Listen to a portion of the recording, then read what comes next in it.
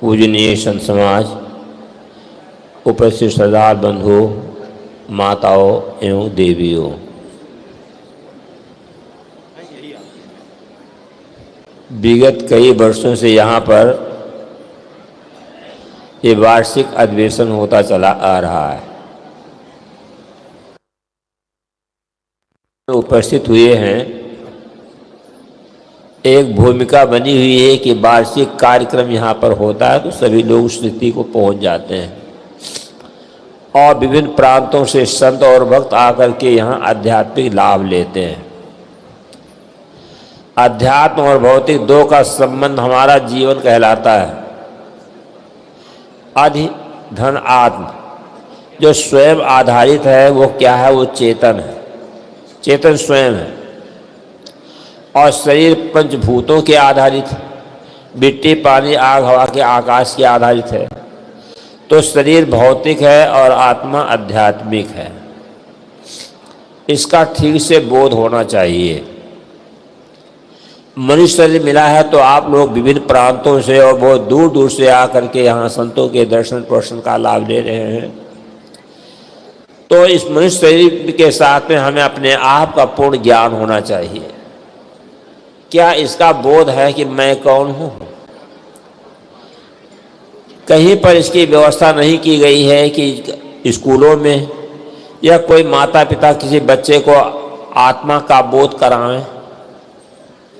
विद्यालयों में चार्ट बना रहता है, उसमें सारे अंगों को जो है बतलाया जाता है। आँख है, नाक है, कान है, हाथ है, पैर है। फल फूल का ज्ञान कराया जाता है, सब्जियों का ज्ञान कराया जाता है। क्या कोई शिक्षक ये बच्चों को बताते हैं कि बेटा तुम शरीर नहीं हो, तुम आत्मा हो? माता और पिता भौतिक ज्ञान, व्यवहारिक ज्ञान करा देते हैं बच्चे और बच्चा को।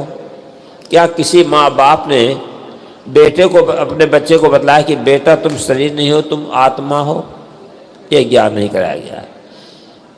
जो सर्वोपरि तत्व है हम उसको समझ नहीं पाए और सारा जीवन इसी में बीत जाता है, भौतिकता में ही। ये कितनी बड़ी भूल है।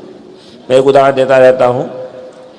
एक राजा था, राजा के मुकुट में हीरा जड़ा हुआ था, उसके बाप दादा का भी मुकुट था। तो उस राजा ने सोचा इस हीरे का मूल्यांकन करवाया जाए, कितना मूल्य है हीरे का। बहुत से जौहरी लोग आए, हीरे का मूल्यांकन करते थे। एक बहुत बड़ा पुराना जौहरी था, 95 वर्ष का जौहरी था। वो जीवन पर्यंत हीरा जवाहरात को परखा था। जब वो आया तो उस हीरे का मूल्यांकन किया, 10 लाख रुपया 10 लाख रुपया उसका कीमत लगाया। राजा ने कहा इसको इनाम क्या दिया जाए? लोग बताते हैं 10,000, 20,000, 50,000, ऐसा लोग बताते हैं। कालिदास जो था बड़ा विद्वान था, तो कालिदास बुलाए गए, कहा बताओ इस जौहरी को क्या मूल्य जो है क्या इनाम दिया जाए? कालिदास ने कहा कि सरकार अगर हमसे पूछते हैं, ये पुराना जौहरी 95 वर्ष का, इसको 95 जूते इसके कपार पर मारे जाएं। लोगों को आश्चर्य हुआ, ये बहुत पुराना जौहरी और एक अच्छे रत्नों का पारखी है, इसको 95 जूते क्यों मारे जाएं? कालिदास ने कहा कि सरकार, ये जीवन पर्यंत हीरा और जवाहरात, कंकड़ और पत्थर को परखा है, लेकिन अपने आप को नहीं परखा, मैं कौन हूँ? अब जरा विचार करो, हम आप लोग सभी लोग क्या उस श्रेणी में हैं कि नहीं? भौतिकता को परखा, धन को परखा, मकान को परखा, परिवार को परखा, शरीर को परखा, लेकिन शरीर में जो मुख्य तत्व है वो आत्मा, क्या उसकी पारख हुई? इसकी पारख होनी चाहिए। किसी से कह दिया जाए कि 1 लाख रुपया ले लो, एक आंख बेच दो, कोई आंख बेचने के लिए तैयार होगा क्या? 5 लाख रुपया में एक किडनी दे दो, क्या कोई किडनी दे सकता है? वैज्ञानिकों ने इसका मूल्यांकन किया, शरीर का 2 अरब 20 करोड़ रुपये इस शरीर का मूल्य हो सकता है। 2 अरब 20 करोड़ रुपया, चाहे नारी हो चाहे पुरुष हो, इतना कीमत का शरीर हो सकता है। और यह कीमत कब तक है? जब तक इसके अंदर में वो जीव है, आत्मा है, उसको सोल कहे, रूह कहे, चेतन कहे। जब तक शरीर में है तब तक इसका मूल्य है। अगर आँख न रह जाए तो जीवन रहेगा, हाथ कट जाए, पैर कट जाए तो जीवन रहेगा। धन न हो, स्त्री न हो, बच्चे न हो, परिवार न हो तो भी जीवन रहेगा। पढ़ा लिखा न हो तो भी जीवन रहेगा। लेकिन सर्वांगीण सुंदर शरीर हो, पढ़ा लिखा विद्वान हो, धन धान से परिपूर्ण हो, और अगर जीव न रह जाए तो क्या जीवन रह सकता है? क्या हम उसको समझे कभी? मैं कौन हूं? यह ज्ञान, ये संत गुरुजन आप लोगों को बतलाते हैं। तुम शरीर नहीं हो, तुम आत्मा हो, और इसका ज्ञान ठीक से होना चाहिए, लेकिन इसका ज्ञान नहीं हो पाता है। कुछ भरमी गुर्जर लोग भी भटका दिया है। इस जीव को कह दिया कि ईश्वर का अंश है। ईश्वर कैसा है? कह दिया कि ईश्वर अखंड है। अब आपने कभी थिंकिंग किया इसके ऊपर कि ईश्वर जब अखंड है तो उसका टुकड़ा बनेगा, अंश बनेगा क्या? यहां तक कह दिया कि ये जीव ईश्वर का अभिन्न अंश है। अभिन्न अंश भी कहते हैं और उसको अखंड कहते हैं। मंडलाकारम व्याप्तम येन चराचरम, चर और अचर में सब जगह, जड़ और चेतन में सब में व्यापक है, सब में व्यापक भी है वो। और वो जो है अंश, जीव ईश्वर का अंश हुआ। कोई विवेक की बात नहीं। कहा जाता है बिन सत्संग विवेक न होई, बिना सत्संग के विवेक नहीं होता। लेकिन ये ऐसे जो सत्संग आप सुन रहे हैं, जो पारख विचार के संत गुरुजन हैं, ये आपको वास्तविक बोध दे सकते, वरना और कोई बोध नहीं दे सकता है। आज ईश्वर के नाम पर तमाम कल्पनाएं चल रही हैं, और मनुष्य की फैक्ट्री में भगवान बनता है। भगवान कहाँ निर्माण होता है? आदमी की फैक्ट्री में। क्या भगवान की फैक्ट्री में कोई आदमी बनता है? कबीर साहब का तर्क जरा देखो तो। कबीर साहब ने कहा, काजी तुम कौन कितने बखानी, झंकत बकत रहा निश्वासन मत एको नहीं जानी, सख्त अनुमाने सुनत करत हो मैं बदूंगा भाई, जो खुदा है तेरी सुनत करत हो आप कट क्यों ना आई, सुनत कराए तुरुक जो है ना औरत को क्या कहिए, अर्ध शरीरी नारी बखानी ताते हिंदू रहिए। अब आप लोग जरा विचार करें कि अगर तथाकथित कोई भगवान या खुदा मनुष्य को बनाकर भेजा, मुसलमान से कभी साहब तर्क करते हैं कि तुम तो खुदा की कमी की पूर्ति करते हो, खुदा को सब अंग को बनाया, अंग प्रत्यंग को निर्माण कर दिया, लेकिन क्या पेशाब इंद्र की खाल काटने में भूल कर दी? अगर भूल कर दी तो कह दो या खुदा अल्लाह ताला परवरदिगार जो बच्चे पैदा किया करे उसकी कम से कम सुनत करके तो भेज दिया करे। ऐसा तो आज तक कोई मुसलमान का बच्चा सुनत कर नहीं आया। कबीर साहब ने कहा तुम तो पुरुष की सुनत कर दिया, लड़का की सुनत कर दिया, लेकिन लड़की को क्या बनाया? आधे वैसे पुरुष आधे वैसे जो है, आधा समाज नारी का है, आधा समाज पुरुष का है। तो तुम पूरे मुसलमान नहीं, अधूरे मुसलमान हुए रहे। फिर कबीर साहब ने कहा, तो हिंदुओं ने कहा वाह, कबीर साहब ने बड़ा अच्छा कहा। पर कबीर साहब हिंदुओं को भी छोड़ा नहीं। वर्णा नाम ब्राह्मणों गुरु, सभी वर्णों के ब्राह्मण गुरु कहे जाते हैं। कबीर साहब प्रश्नवाचक चिन्ह वही लगाते हैं। पहले जने वो ब्राह्मण होना मेरी क्या पहनाया, वो जन्म के शूद्रन पर से तुम पानी क्यों खाया। जन्मना जाते शूद्रा संस्कारों दुजुचते, जब जन्म लेते हो तब सब शूद्र होते हैं और यज्ञोपवीत धारण करते तब द्विज कहलाते हैं। तो तुम द्विज तो हो गए, यज्ञोपवीत धारण कर लिया, लेकिन नारी को क्या पहनाया? वो तो शूद्र ने गई भोजन बना कर देती है, तुम खाते हो। कबीर साहब और भी कहते हैं, जो तो ब्राह्मण ब्राह्मणी को जाया और राह दे काहे ना आया, जो तो तुरुक तुरुकड़ी को जाया पेटे काहे सुत कराया। अगर तुम मुसलमानी से पैदा हुए तो रोजगार कर क्यों नहीं आए? अगर तुम ब्राह्मण ब्राह्मणी से पैदा हुए तो दूसरे द्वार से क्यों नहीं पैदा हुए? इस प्रश्न का उत्तर किसी के पास नहीं है। इससे सिद्ध होता है आदमी बाहर बनता है। एक समान आदमी पैदा होते, हिंदू या मुसलमान सही कोई भी हो, लेकिन बाहर बनते हैं तो भगवान ने किसी को बना करके नहीं भेजा, परंतु आदमी भगवान को बनाता है। मुसलमान भाई खुदा के राह में गाय भेड़ा और ऊंट की कुर्बानी करते हैं, लेकिन सुअर को नापाक कहा, क्योंकि सुअर को खाते नहीं मुसलमान लोग। तो गाय भेड़ा ऊंट खाते हैं, इसलिए उसको कुर्बानी करते हैं। तो ईसाइयों ने कहा हमारा यहोवा परमेश्वर गाय सुअर दोनों पसंद करता है, गाय सुअर की चर्बी को हवन को तो सुनकर खुश हो जाएगा। तो ईसाई लोग क्या करते हैं? गाय सुअर काटते हैं। तो हिंदू लोग क्या कहते हैं, नहीं हमारा भगवान शाकाहारी है, हलवा मालपुआ घी दूध से भगवान का भोग लगता है। अब आपका भगवान गाय भेड़ा ऊँट नहीं खाता है, लेकिन आप भी भगवान को मानते हैं, ईसाई भी मानता है, मुसलमान भी मानता है। अब सबका भगवान कैसा कैसा है, आदमी की फैक्ट्री में भगवान बनता है, जैसे आदमी होता है उसी प्रकार से होता है। एक बार एक पुजारी जी थे, जौ की रोटी बनाकर खा रहे थे, उनको डायबिटीज हो गया था। एक महात्मा ने पूछा, पुजारी जी क्या बना रहे हो? कहा है जौ की रोटी। कहा इसको क्यों खाते हो? कहा डॉक्टर ने कहा बतलाया है कि डायबिटीज़ में जो जौ की रोटी खाओ तो इसी की खाते हैं, इसी रोटी। तो कहा फिर भगवान का भोग कैसे लगाओगे? कहा अब इसी से भगवान का भी भोग भी लगा देंगे। तो महात्मा ने कहा डायबिटीज़ तुमको हो गया कि तुम्हारे भगवान को हो गया? अब डायबिटीज़ का रोगी होगा तो भगवान डायबिटीज़ वाला ही होगा। अगर आप गंजेड़ी भंगेड़ी तो आपका भगवान भी गंजेड़ी भंगेड़ी हो सकता है। आदमी जैसा होता है वैसे भगवान बना लेता है, और आदमी जैसा होता है वैसे भगवान को बनाता है, भगवान का घर को बनाता है। अगर ये आदमी भी ठीक हो जाता तो सब काम हो जाएगा ठीक।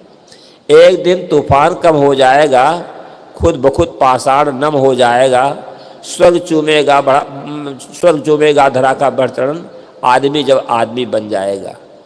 आदमी जब आदमी बन जाएगा तो धरती पर स्वर्ग उतर आएगा। लेकिन आदमी ने धरती को नरक बनाया है कि नहीं? हिंदू मुसलमान लोग लड़ रहे हैं भगवान और खुदा गाट के लिए, मंदिर मस्जिद के लिए लड़ाई हो रही है। अब यह भला बतलाइए कि आदमी है क्या? आदमी का आकार है पर आदमी का विचार नहीं है। आदमी की आकृति है लेकिन आदमी की प्रकृति नहीं है। आदमी की शकल है लेकिन आदमी की अकल नहीं है। क्या आदमी की बुद्धि है? मानुष मानुष सबे कहावे और मानुष बुद्ध कोई बिरला पावे। मनुष्य तो सभी कहलाते हैं लेकिन मनुष्य की बुद्धि किसी बिरले को ही मिलती है। एक बार मैं ट्रेन पर बैठा था, प्लेटफार्म पर गाड़ी लगी हुई थी। एक बकरी जो है फल का छिलका या दाना चुक चुक के खा रही थी। मैं देख रहा था, बकरी को गौर से देख रहा था, और वही अंडों का छिलका का ढेर लगा हुआ था, ठेले वाले ने फोड़ करके लगा रखा था। बकरी वहाँ गई और उसको सूंघ करके चल देती। मैंने सोचा ये बकरी कोई स्कूल कॉलेज में पढ़ने के लिए नहीं गई, न किसी ने इसको बताया कि यह खाद्य पदार्थ है, लेकिन बकरी समझती है खाने योग्य चीज़ नहीं है। पर पढ़ा लिखा आदमी क्या करता है? संडे हो या मंडे रोज खाओ अंडे, मालूम पड़ता है सारा प्रोटीन मुर्गी के अंडे घुस बैठा है। अंडा खाता है, मांस खाता है। सदगुरु शिवलाल साहब जी ने कहा है, घर में मुर्दा मरे जो कोई तादिन अन्न न खाई, और बाहर से एक मुर्दा लावें ताको खाएं पकाई, देखो दुनिया की बोराई। अब ये मुर्दा को खाता है आदमी। घर का आदमी मर जाए तो घर को छूत माना जाता है, छूत। और मछली का मुर्दा, बकरा का मुर्दा, अब उस मुर्दा को पेट में गाड़ते तो अशुद्ध नहीं होंगे क्या? कैसी बड़ी भूल है आदमी की। खाना खराब होगा तो जवाना खराब होगा, और पीना खराब होगा तो जीना खराब होगा। और जैसे खाए अन्न वैसे बने मन, और जैसे पिए पानी वैसे निकले बानी। आहार विहार की शुद्धि होना चाहिए, शुद्धिकरण होना चाहिए। इस सत्संग कबीर विचार मंच से ही बताया जाता है, कम से कम खान पान का तो सुधार करो, आदमी तो बनो। अगर अंडा मांस मछली खाते हो तो क्या आप आदमी हैं? इस संग और साहित्य दर्पण होता है। जब उसको जैसे दर्पण में अपने चेहरे को देखते हो, तैसे संग के द्वारा और पुस्तकों के द्वारा आपको अपने भीतरी चेहरे का पता चलता है। पुस्तकों को रखो। देखिए इलाहाबाद संस्थान से कई 200 प्रकार की पुस्तकें प्रकाशित होती हैं। हर विषय पर पुस्तक लिखे महापुरुषों ने। अपनी भी 8-9 प्रकार की पुस्तक है। अभी 3 पुस्तकें नई छप करके आई है, आज ही खोला गया है उसको। बैर से बैर शांत नहीं होता है, ममतामयी आदर्श माँ, और कुसंग का प्रभाव, ये 3 किताबें हैं, छोटी छोटी नाटक के रूप में है। पुस्तकों को रखो। सदगुरु कबीर साहब के दर्शन को, उसके सिद्धांत को अगर आपको समझना है तो बीजक को पढ़ो। सदगुरु कबीर साहब पारक सिद्धांत के आविष्कारक हैं। सदगुरु कबीर देव ने जैसे पारक सिद्धांत का आविष्कार किया है, ऐसा कोई महापुरुष नहीं नजर में आता है जिन्होंने पारक सिद्धांत का जो है आविष्कार किया हो।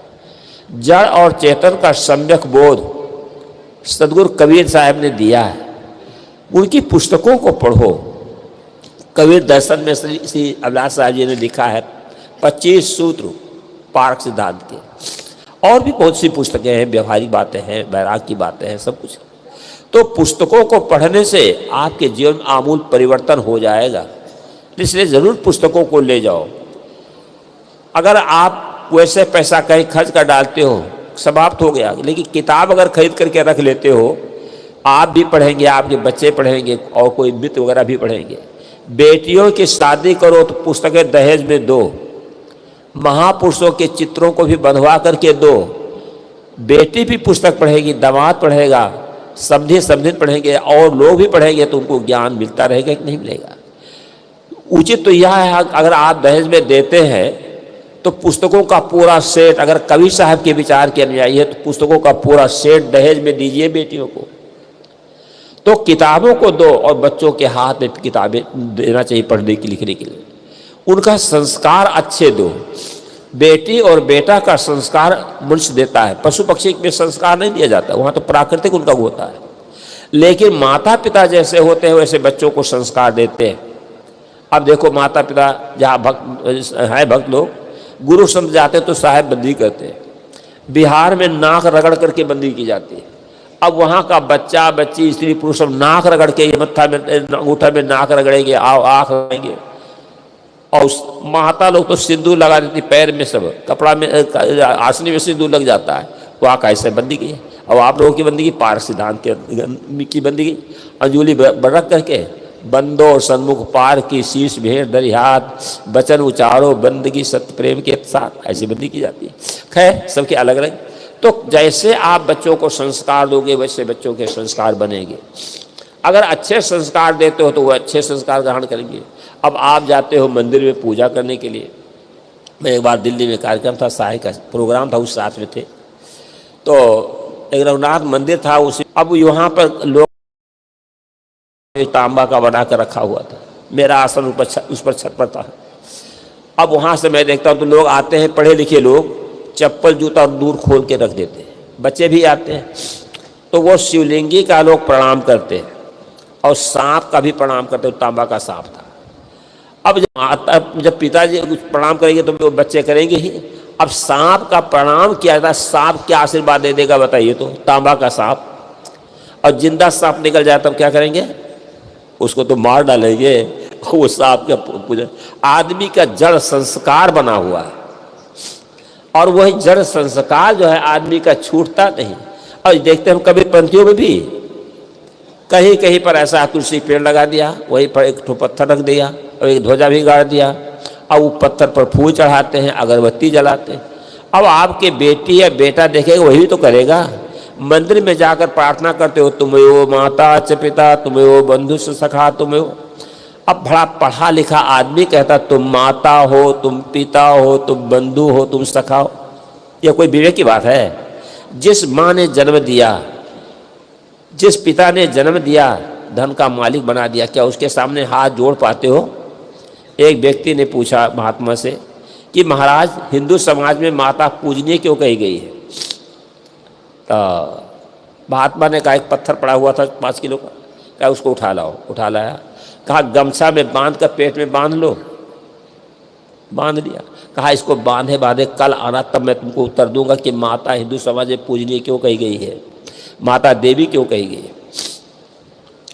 वो बेचारा सोचा ही क्या तमाशा है। गुरु जी ने कहा पत्थर को पेट में बांध लो, लेकिन अब गुरु की आज्ञा को मान करके पेट में बांध लिया। सुबह जब जाता कहा गुरुदेव ये आज्ञा दी, खोल करके फेंक दे, बेकार पेट पे लादे हैं। कहा अच्छा खोल दो।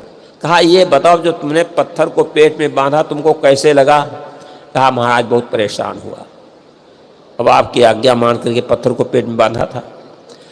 कहा देखो तुम परेशान हुए, बाहर ही पत्थर था, अब माँ कैसे करती? बोलिए सदगुरु देव की जय। पूज्य साहब जी विराजमान हो रहे हैं।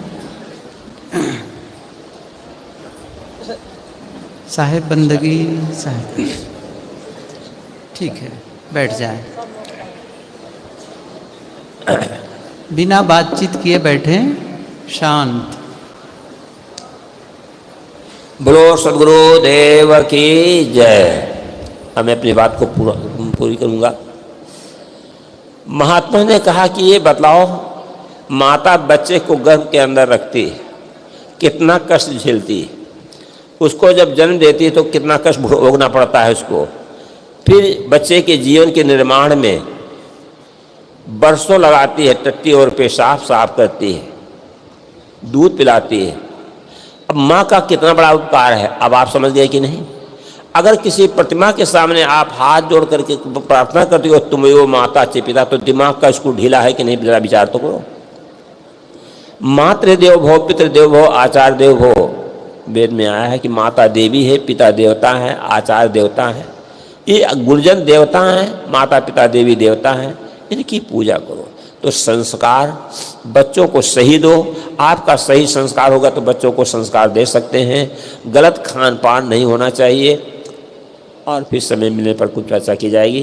तो मैंने जो कहा, अध्यात्म और भौतिक दो का संबंध जीवन है, शरीर और आत्मा। शरीर में आत्मा की प्रधानता है, इसका हमें ठीक से बोध होना चाहिए। केवल भौतिकता में हम न भूले रह जाएं और हम आत्मा के लिए भी कुछ काम करते रह जाएं। बोलो सद्गुरुदेव की जय।